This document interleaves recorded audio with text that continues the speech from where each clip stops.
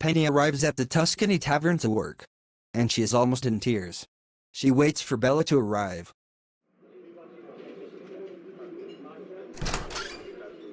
Penny, what's wrong? You look like you're about to cry. Is there another problem with Vince? No, he seems to be fine now. But I do want to talk with you.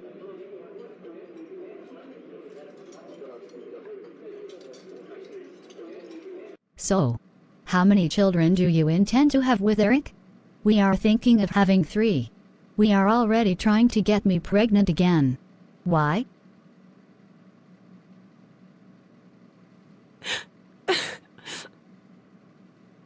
James told me last night he absolutely does not want another baby with me. Before I married him, I dreamed of having a large family, maybe 5 or 6 children, but James called me an idiot for even suggesting it. Penny, there are already over 8 billion people on this planet, and you actually want to make our overpopulation problem even worse? That's crazy. But James, Vince should have brothers or sisters to keep him company as he grows up. You grew up with Debbie, right? Well, it's not like I had a choice.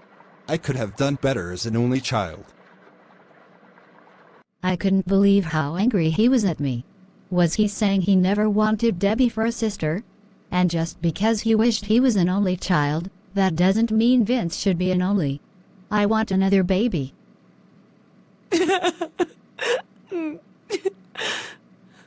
I'm scared we might get divorced over this. Penny, come here.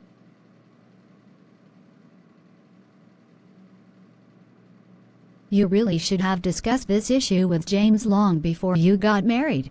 Maybe you and he can work out a compromise. Like, you have only one additional child with him.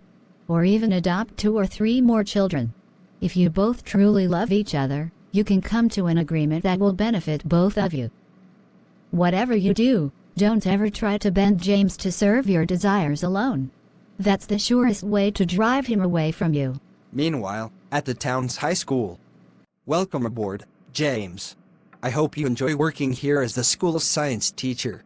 Simon always said you were his best student. Thanks! I am ready to begin. Are you sure about that?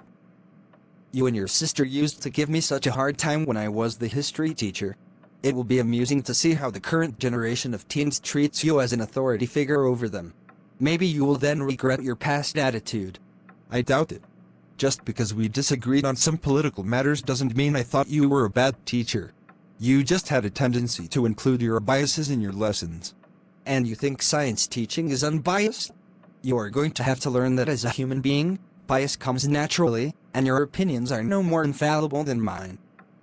Now go to your classroom and prepare your lessons.